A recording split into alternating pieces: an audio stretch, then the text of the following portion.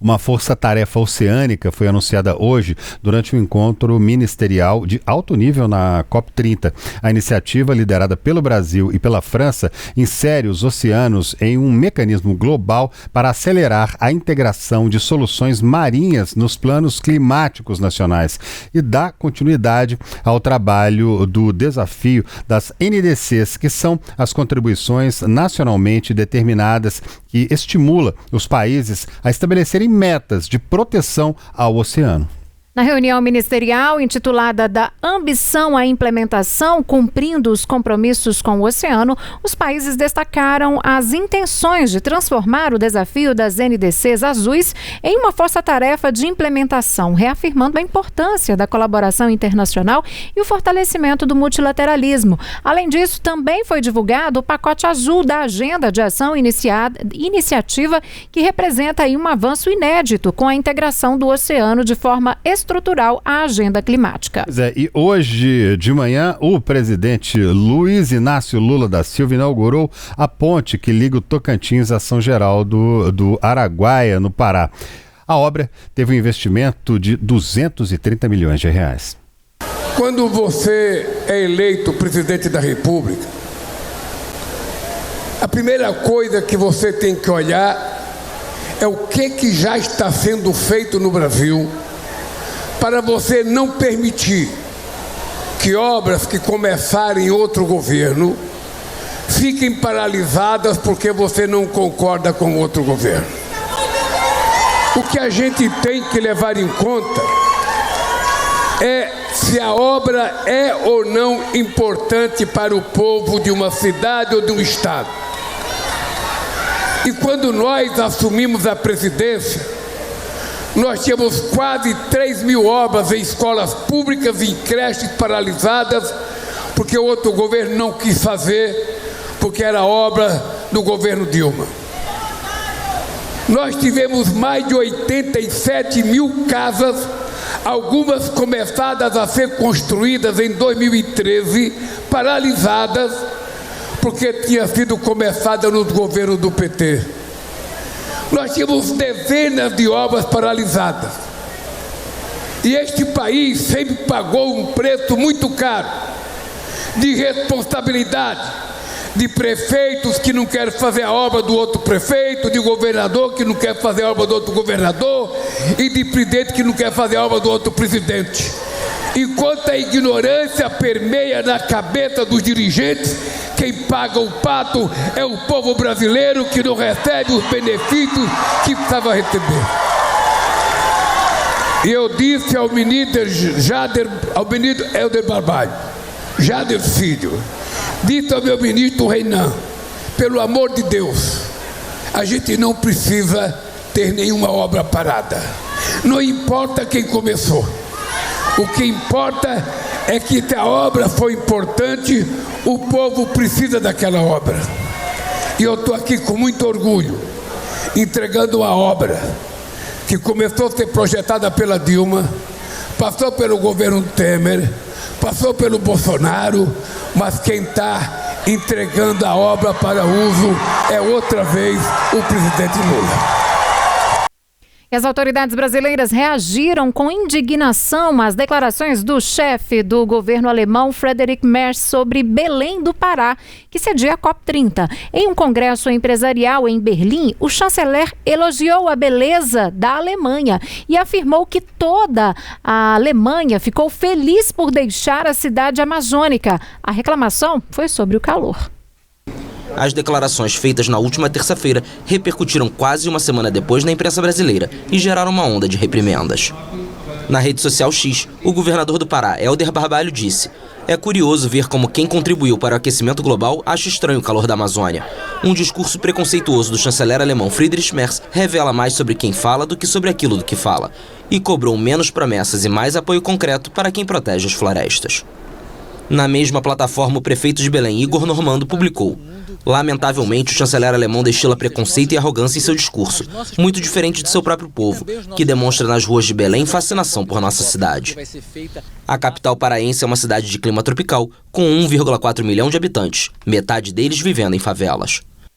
O presidente Lula também respondeu às críticas feitas pelo chanceler alemão. Lula disse que Merz deveria ter provado a culinária paraense, ido a um boteco e ter dançado para conhecer melhor a região antes de falar mal. Qualquer parte do mundo sabe hoje que visto o estado do Pará, que visto uma cidade de Belém, que é pobre, mas tem um povo generoso como pouca parte do mundo. O primeiro-ministro da Alemanha esses dias se queixou. Eu fui no Pará, mas eu voltei logo porque eu gosto mesmo é de Berlim. Ele, na verdade, devia ter ido num boteco no Pará. Ele, na verdade, deveria ter dançado no Pará. Ele, na verdade, deveria ter provado a culinária do Pará. Porque ele ia perceber que o Berlim não oferece para ele 10% da qualidade que oferece o estado do Pará, a cidade de Belém. E não foi só isso que aconteceu não, viu, gente? Então, quem traz todos os detalhes pra gente agora direto do Pará é o Thiago Metzger, do Instituto Bem Ambiental. Olá, Thiago, boa noite pra você. Olá, André, olá, espectadores do Tempo News, né? Grande parceiro, Tempo aqui, do IBAM. Estamos aqui hoje, dia 18, final do dia 18, né, Sérgio? Mais um dia, assim, extensivo, cansativo, mas um dia com bastante ideias e lançamentos que foram colocados aqui na COP30 que gostaríamos de trazer para vocês.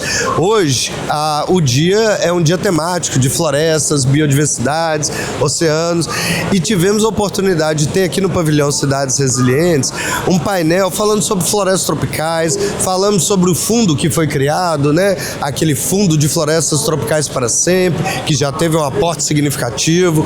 Falamos sobre os mecanismos de carbono que hoje são equalizados para poder subsidiar, instrumentar o mercado de carbono, que também está sendo bastante discutido.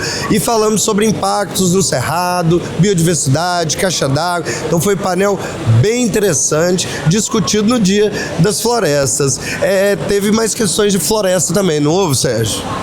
Exatamente. Tivemos uma representante de São Paulo trazendo uma abordagem metodológica e prática sobre as APPs, que são as áreas de preservação permanente dentro das cidades. E ela trouxe uma perspectiva extremamente importante, que é possível conciliar as florestas com a cidade, fazendo isso de forma integrada, inclusive a partir de assentamentos humanos já consolidados. Então isso me parece também uma orientação que a gente consegue extrair a partir desses painéis e dessas palestras. Agora, Thiago, tivemos também um anúncio importante que diz respeito aos objetivos dessa COP.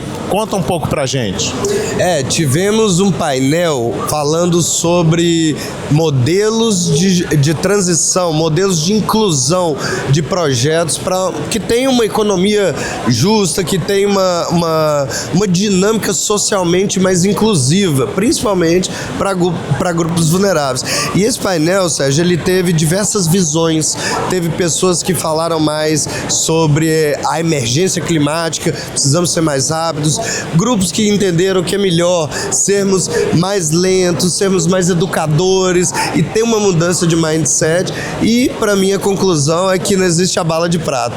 Nós temos que ter modelos rápidos, modelos educacionais, mas temos que fazer, é a agenda da ação, é a COP30.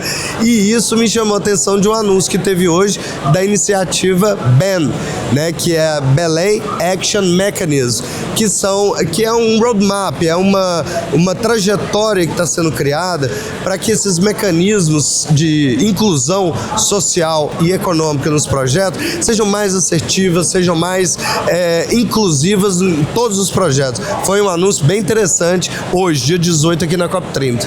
E já que estamos falando de anúncio para a transição, hoje também foi um dia relevante que anunciou a construção de um caminho para a eliminação dos combustíveis fósseis. Essa ação foi estabelecida lá na COP28 em Dubai, há 2 anos atrás, o que surpreendeu a muitos agentes o fato de um país altamente dependente da produção de combustível fóssil inaugurar essa transição para a eliminação dos combustíveis. Essa decisão foi tomada, mas não existia o caminho, e um dos objetivos dessa COP30 é construir o caminho para esta eliminação gradual dos combustíveis fósseis. O que mais tivemos hoje, nesse dia tão importante, Tiago? Eu sei que houve o anúncio de um conjunto de ações que precisam ser estabelecidas até sexta-feira, e um calendário estendido de reuniões para que a gente possa, por meio desses quase 200 países, construir decisões realmente importantes nessa COP30. Isso chamou bastante atenção, porque a presidência da COP já divulgou um manifesto com 21 diretrizes, 21 ações para que os delegados, as delegações dos outros países já comecem a pensar para serem conclusivas. E isso é um pouco um movimento para a gente. Não vamos deixar para o último dia, vamos fazer com que as decisões sejam realmente tomadas, para as pessoas irem estudando. E tópicos do financiamento climático, tópicos aí da inclusão justa, socialmente mais ativa, tópicos da ambição das NDCs, tudo isso aí nessas 21 diretrizes. Mas, em contrapartida, também a presidência da COP estendeu os horários até meia-noite. Então, isso está querendo dar uma mensagem de vamos estender os horários, negociadores, estejam aí nas mesas para não deixarmos passar essa oportunidade. Tem as 21 diretrizes, então vamos tocar para que a gente seja conclusivo até o final. Achei interessante essa posição da presidência da COP, Sérgio. Até agora a diplomacia tem sido bastante exitosa, seja na aprovação da agenda ou mesmo na condução, de forma que tudo indica que nós teremos realmente anúncios e decisões relevantes. Mas para saber um pouco mais de novidade, vocês têm que nos acompanhar a cada momento as novidades aqui da capital do Brasil, Belém.